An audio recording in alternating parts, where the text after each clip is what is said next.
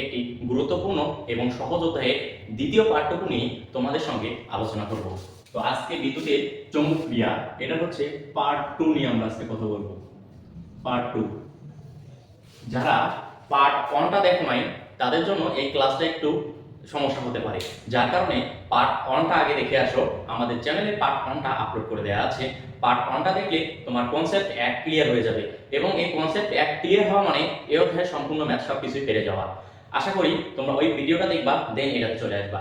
আচ্ছা, আমরা হচ্ছে আজকের যে পার্ট 2, এই পার্ট 2 তে গ নাম্বারগুলো দেখাবো, যেটা আগের কনসেপ্ট থেকে আমরা শিখেছি। আজকে মেইনলি গ খ দুটো নিয়ে আলোচনা করব।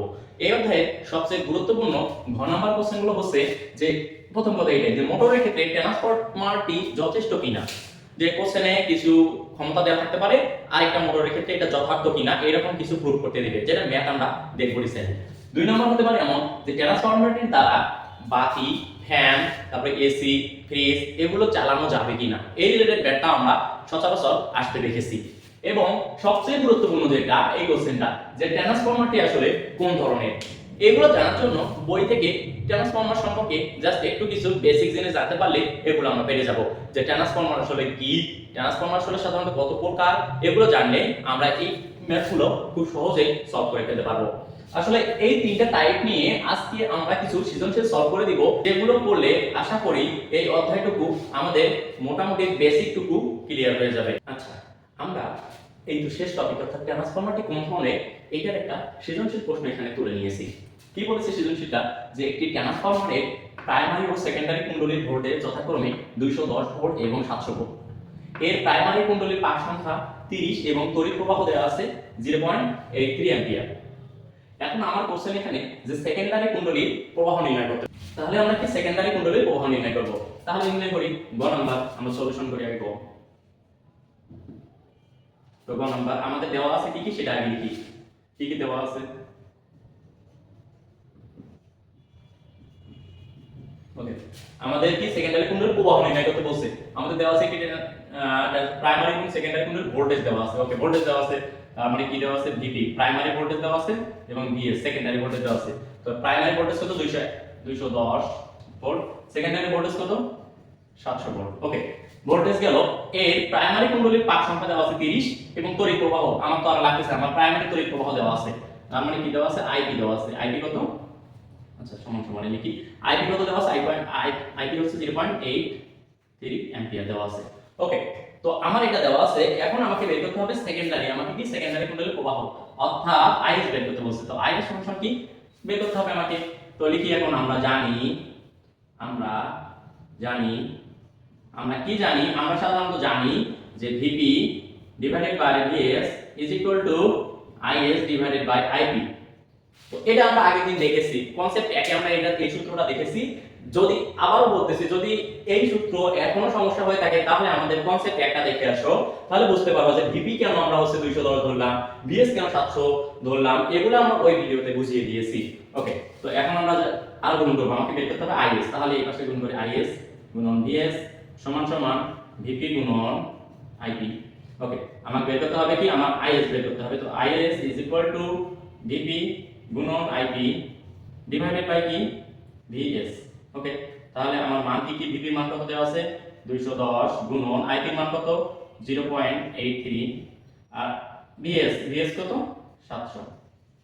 ওকে, এটা কি বের হলো, এটা হচ্ছে আইএস বের হচ্ছে সাধারণত। অতএব আইএস সমান সমান, আচ্ছা আমি একটু ক্যালকুলেশনটা করে দেখি, একটু ক্যালকুলেশনটা করি যে আসলে কত বের হয় 0.249 হ্যাঁ 0.249 অ্যাম্পিয়ার। তাহলে এখন আমরা কি করলাম, যে সেকেন্ডারি কুণ্ডলীর প্রবাহ, তাহলে সেকেন্ডারি কুণ্ডলীর প্রবাহ কত বের হলো, যে আইএস সমান 0.249। দেখো কত সহজে আমরা এগুলো করে ফেলতেছি। ওকে, তাহলে আমরা এবার ঘ নাম্বার সলভ করব আসলে। আচ্ছা, তো দেখি আমাদের ঘ নাম্বার কি বলছে, আমাদের গ হয়ে গেল। এবার আমরা করব হচ্ছে ঘ। তো ঘ নাম্বারটা কি বলেছে একটু দেখি আগে, যে ট্রান্সফরমারটি কোন ধরনের, গাণিতিক যুক্তি সহ বিশ্লেষণ করো। এটা জানার জন্য আমাদের একটু বেসিক জানতে হবে। সেটা কি, প্রথম কথা ট্রান্সফরমার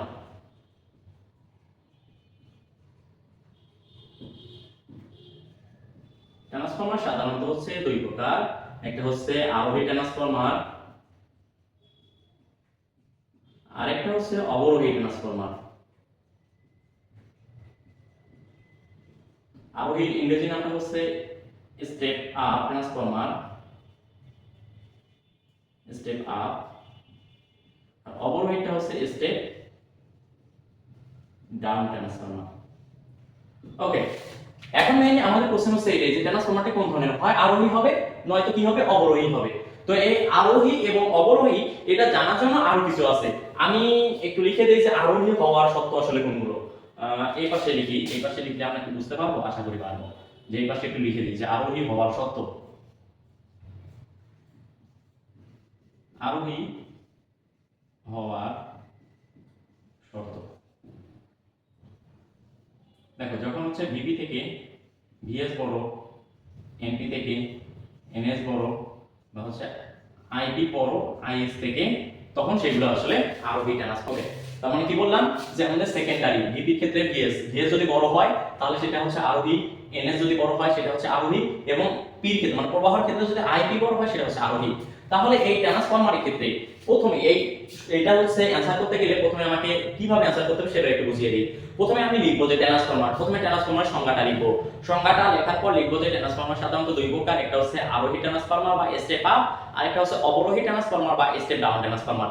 এটা পড়ার পর লেখার পর আমাকে এখন এই আরোহী এবং অবরোহী এটা সম্পর্কে কিছু লিখতে হবে। তো আরোহী বলে আসলে এই যে হচ্ছে প্রাইমারিতে হচ্ছে সেকেন্ডারি কুণ্ডলী কি হয়, বিভব বেশি হয়।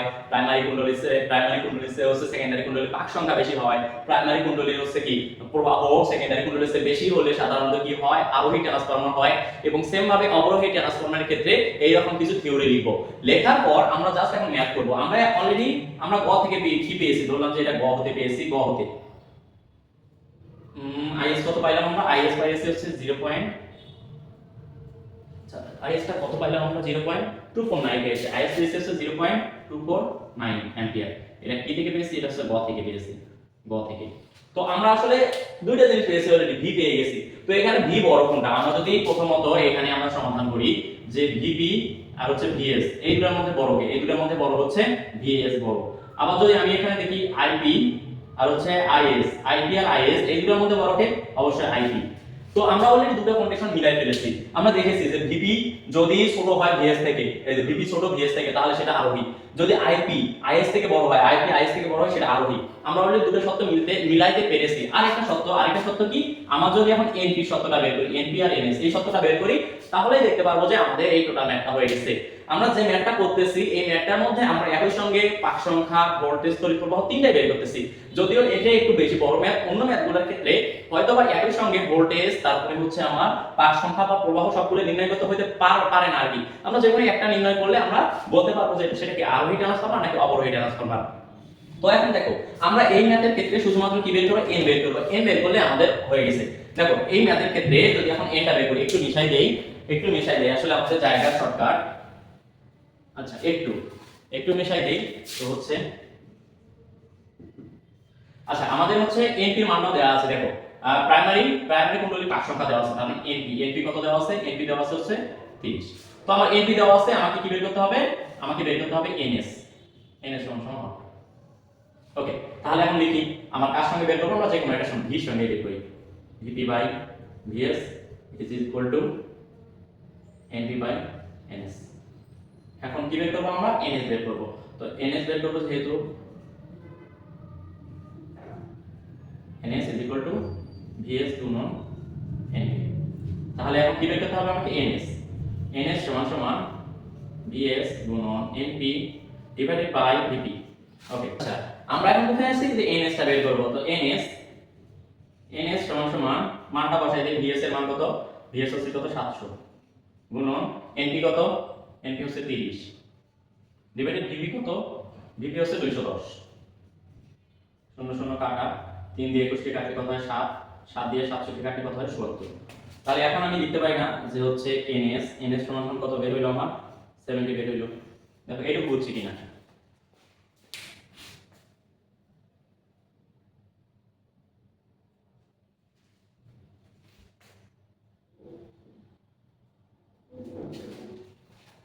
তাহলে কি এনএস সমান আমার 70 বের হয়েছে।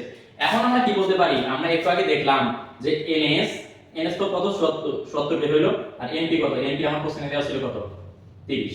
তার মানে এই শর্তটা এখন এখানে ফিল আপ করতেছে না, যে হচ্ছে এনএস আর হচ্ছে আচ্ছা এনপি লিখি আমরা, এনপি আর হচ্ছে এনএস। এই শর্তটা কি ছিল, যে এনপি থেকে আমরা এখানে কি লিখছি, যে এনপি কি, এনপি হচ্ছে ছোট, এনএস হচ্ছে বড়, এনএস বড়। তো সেখানে লিখছি যে এনএস যদি বড় হইতো সেটা কি ধরনের ট্রান্সফরমার, একটা আরোহী ট্রান্সফরমার। তাহলে আমরা এখান থেকে কি বলতে পারতেছি, যে আমরা ভিবি বের করে দেখলাম, ভিবি সে ভিএস কি বড় আছে, এনপি সে এনএস বড় আছে, এবং আইএস সে আইপি বড় আছে, যা আমাদের আরোহী হওয়ার শর্তটাকে টোটালি ফুলফিল করতেছে। যার কারণে বলতে পারি ট্রান্সফরমারটি কোন ধরনের, ট্রান্সফরমারটি একটি আরোহী ট্রান্সফরমার।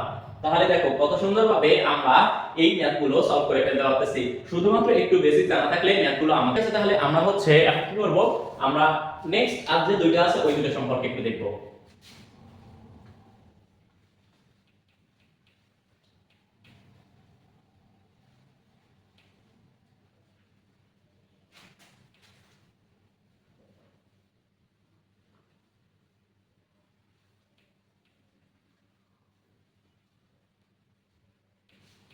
ওকে, তাহলে এবার আমরা যে অন্য একটা টাইপ আছে সেই টাইপটা আসলে একটু দেখব।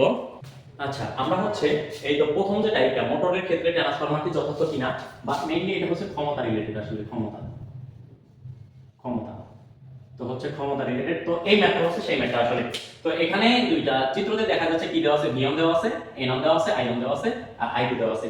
মানে আমাদের হচ্ছে ভিয়ন মানে এখানে বোঝাইছে প্রাইমারি কুণ্ডলী, এন মানে এটা মানে ভি1 গুলো মানে প্রাইমারি বোঝাইছে, 2 মানে সেকেন্ডারি বোঝাইছে। তো আমাদের হচ্ছে প্রাইমারি ভোল্টেজ দেওয়া আছে, প্রাইমারি পাক সংখ্যা এবং প্রাইমারি প্রবাহ দেওয়া আছে, আর হচ্ছে সেকেন্ডারি কি দেওয়া আছে, শুধুমাত্র তড়িৎ প্রবাহ দেওয়া আছে।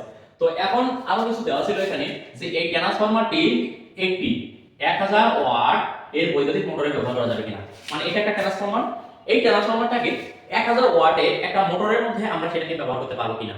তো এটা করার জন্য আমাদের আগে দেখি কি বলেছে এখানে, বৈদ্যুতিক মোটর নির্বাচন করা হয়েছে, সেখানে করা যাবে কিনা। ওকে, প্রথমে দেখো গ নাম্বার বলেছে যে গৌণ কয়েলের প্যাচ সংখ্যা বের করো। এটা কি করাই দিতে হবে, আসলে করাই দেওয়া উচিত না এটা। তো এখানে গৌণ কয়েলের প্যাচ সংখ্যা, গৌণ কয়েলের এখানে হচ্ছে প্রাইমারি কয়েলের প্যাচ সংখ্যা দেওয়া আছে, n1 দেওয়া আছে, n1 দেওয়া আছে কত 100 দেওয়া আছে। তো আমাকে n2 বের করতে বলছে, n2 বের করতে বলছে।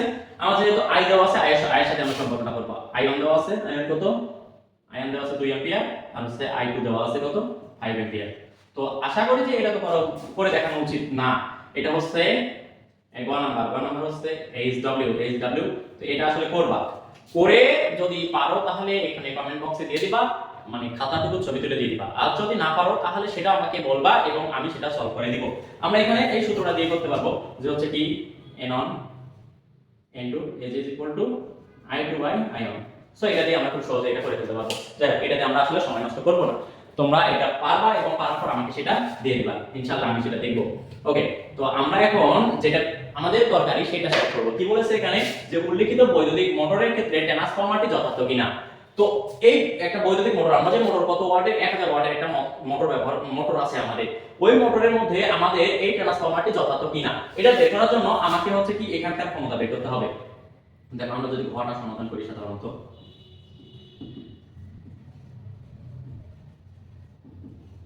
আচ্ছা আমরা জানি দেওয়ার আগে প্রথম কথা আমাকে দেওয়া আছে কি সেগুলো আগে লিখতে হবে একটু। আচ্ছা, আমরা বের করব কি, পি বের করব, পি ইজ ইকুয়াল টু কি ভিআই, মানে ভিয়ন আইয়ন। তো ভিয়ন দেওয়া আছে আমার এখানে, ভিয়ন কত দেওয়া আছে, ভিয়ন সমান সমান 440 ভোল্ট, আয়ন দেওয়া আছে, আয়ন কত, আয়ন সমান সমান দেওয়া আছে 2 অ্যাম্পিয়ার। ওকে, তাহলে খুব সহজে বের করতে পারবো 440, আয়ন মান কত 2, তার মানে কত 880 অ্যাম্পিয়ার। অতএব পি, আমার পি বের হলো কত, পি বের হলো 880 অ্যাম্পিয়ার। এই 800 অ্যাম্পিয়ার কি, এটা হচ্ছে আমার ট্রান্সফরমারের ক্ষমতা। যেহেতু আমার এই মোটর, বৈদ্যুতিক মোটর, এই মোটরটি একটি এত মানে আসলে দেখো এখানে ক্ষমতা আছে কত 1000 ওয়াট, আর আমার ক্ষমতা বের হয়েছে কত 800 ওয়াট। দেখো তাহলে এখানে ক্ষমতা আছে যেহেতু 1000 ওয়াট, আর আমার ক্ষমতা কত 880 ওয়াট।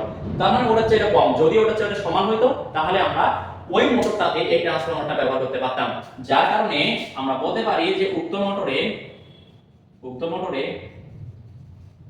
ট্রান্সফরমারটি ব্যবহার করা যাবে না, ব্যবহার করা যাবে না।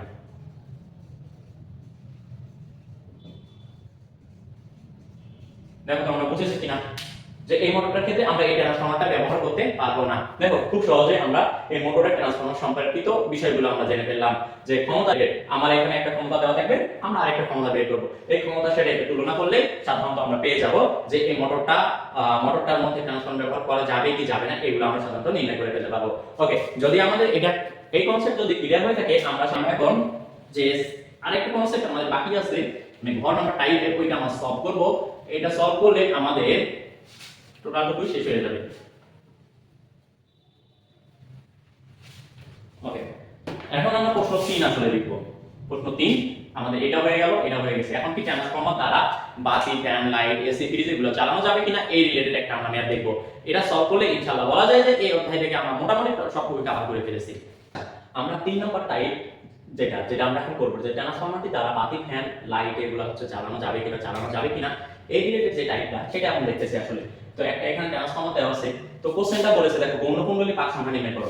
এটা আসলে করাই দিব না, এটা হচ্ছে হোমওয়ার্ক করবা, দেন জমা দিবা। 2 নম্বর যেটা মানে ঘ নাম্বার বলছে ট্রান্সফরমারটি দ্বারা 110 ওহমের একটি বাতি জ্বালানো সম্ভব কিনা গাণিতিকভাবে বিশ্লেষণ করো। তার মানে আমার কি আছে আমাকে রোধ নিয়ে এখানে কাজ করতে হবে। দেখো যদি আমি এটাতে কাজ করি, এখন দেখো ঘ নাম্বার আমরা সমাধান করব। তো ঘ নাম্বার সাধারণত কি বলেছে, আমাদের মেইনলি কাজ করতে হবে কি নিয়ে, রোধ নিয়ে। তার মানে আমরা যদি ওহমের সূত্র থেকে করি V কি IR, সেখান থেকে R বের করতে হবে আমাকে, R। তো R সমান V ভাগ I, লিখছো নাকি? আচ্ছা দেখো তাহলে কি বের করতে হবে, R সমান V ভাগ I, এটাই তো আমাদের করার বিষয় আসলে। তো এখানে V বলতে কি, V বলতে আমাদের তো হচ্ছে আমাদের সেকেন্ড ভেক্টর বের করতে হবে। V বলতে হচ্ছে VS, আর হচ্ছে I বলতে কি, আচ্ছা এখানে V বলতে কি, V বলতে সাধারণত এখানে কি V বলতে হচ্ছে আমাকে VS মানে সেকেন্ডারি, আর I বলতে কি IS, এটা আমাকে বের করতে হবে। তো এখন দেখি তো আমাদের এই VS আর IS এটার মধ্যে দেওয়া আছে কিনা। আচ্ছা তাহলে দেখি, আমাদের VS এখানে আছে অলরেডি, VS কত, VS দেওয়া আছে হচ্ছে 220 ভোল্ট। আমার VP আছে, VP কত, VP আছে হচ্ছে 440। ওকে, আমাদের IP দেখো দেওয়া আছে, IP কত, IP দেওয়া আছে কত 1 অ্যাম্পিয়ার। ওকে, তারপরে আমাদের কি, আমাদের তো বের করতে হবে এখন কি IS টা হলে আমি এটা R টা পেয়ে যাচ্ছি। তো IS টা আমার হচ্ছে বের করার বিষয়, IS। তো IS সমান কি 4। তো IS টা বের করতে পারলে দেখো শুধু এখানে IS বসিয়ে দিব, IS বসিয়ে দিলে আমি R পেয়ে যাব। R পাইলে আমি এর সাথে একটা তুলনা করতে পারবো, তুলনা করলে আসলে আমার একটা কমপ্লিট হয়ে যাবে। তো দেখো এখন IS বের করি, IS এর কার সাথে সূত্র, যে V এর সাথে। তো হচ্ছে VP by VS is equal to IS by IP। Okay, তাহলে এখানে কি IS বের করতে হবে, IS সমান এটা একবারে করব VP গুণন IS ডিভাইডেড বাই VS। ওকে, তাহলে কত হয় এখানে, VP মান কত, VP হচ্ছে 1, VP কেন 1 হবে, VP মান কত, VP হচ্ছে 440 গুণন IS কত, VP এটা তো IP, এটা হচ্ছে IP। ওকে সরি, এটা হচ্ছে IP। ওকে, IP মান কত, IP হচ্ছে 1, আর VS কত, VS হচ্ছে 220। ওকে, তাহলে আমাদের এখানে মানটা আসে কত, 220, তাহলে 2, তাহলে কি 2 অ্যাম্পিয়ার। তাহলে IS আমরা পেয়ে গেলাম, দেখো IS। ওকে, IS কত, IS হচ্ছে কত, তাহলে দেখো IS আমরা পেয়ে গেলাম, IS কত 2 অ্যাম্পিয়ার। এখন দেখো এখানে বসাই দিলে আমার ম্যাথ হয়ে যাবে। আর সমান VS এর মান কত, VS এর মান হচ্ছে 220, IS এর মান কত, IS এখানে কত পাইলাম 2 অ্যাম্পিয়ার, অতএব আর সমান কত 110 ওহম। দেখো এটুকু কি বুঝতে পারছি, তার মানে কি আমার রোধ বের হলো কত 110, রোধ বের হলো কত 110 ওহম। তো এখান থেকে আমরা বুঝলাম যে আমাদের রোধ কত 110 ওহম। কি বলেছে এখানে, ট্রান্সফরমারটি দ্বারা 110 ওহমের একটি বাতি জ্বালানো সম্ভব কিনা গাণিতিকভাবে বিশ্লেষণ করো। তো আমরা এখানে সেকেন্ডারি কুণ্ডলী কি বের করেছি, রোধ বের করেছি। তো রোধ বের করে দেখলাম যে আমার ট্রান্সফরমারের রোধ হচ্ছে কত 110, যার কারণে আমরা এই বাতিটুকু ব্যবহার করতে পারবো। মানে আসলে কি বোঝাচ্ছে, এখানে আমরা গৌণকুণ্ডলীর রোধ বের করেছি, গৌণকুণ্ডলী বলতে RS এর রোধ বের করেছি। তো গৌণকুণ্ডলীর রোধ যেহেতু 110 বের হয়েছে, যার কারণে আমরা স্বাচ্ছন্দ্যে এই ট্রান্সফরমার এই বাতিটা ব্যবহার করতে পারবো। আশা করি যে আজকে আমরা যে ক্লাসটা করলাম, এই ক্লাস থেকে আমরা যা যা করানো উচিত ছিল, যা যা করানো দরকার ছিল, যা যা শুধু তোমাদের পরীক্ষায় আসবে তাই করানো হয়েছে। এই ক্লাসের বাইরে আশা করি যে এই অধ্যায় থেকে তেমন কিছু আসার নেই। যদি এই ক্লাসটা মনোযোগ দিয়ে কেউ দেখো তাহলে তার পড়াশোনা 100% হয়ে গেছে। এই ক্লাসটুকুই শুধু দেখলে তার 100% কমপ্লিট হয়ে যাবে এবং সামনের ক্লাস মানে আগের দিনে যে কনসেপ্ট একটুকু আমরা বুঝিয়েছি এটুকু দেখবা। আশা করি যে এই অধ্যায় সম্পর্কিত আর কারো কোনো যে মতামত বা কোনো কিছু থাকবে না। যদিও এই ক্লাসগুলো করার পর যদি আরো কারো কোনো বিষয়ে প্রবলেম থাকে তাহলে নির্দ্বিধায় আমাদের জানাতে ভুলবে না, আমাদের জানাবা, আমরা তৎক্ষণাৎ সেটার সমাধান দিয়ে দিব ইনশাআল্লাহ। তো আজকের ক্লাসটুকু এতটুকুই ছিল। এই ক্লাসটুকু যদি তোমাদের উপকার হয় তাহলে অবশ্যই আমাদের কমেন্টে জানাবা এবং পরবর্তীতে তোমাদের কোন চ্যাপ্টারের কোন বিষয়ের আসলে তোমাদের ক্লাস প্রয়োজন সেটাও জানাবা, সেই অনুযায়ী আমরা তোমাদের ক্লাস দিব ইনশাআল্লাহ। ততক্ষণ পর্যন্ত সবার সুস্বাস্থ্য কামনা করছি। আসসালামু আলাইকুম।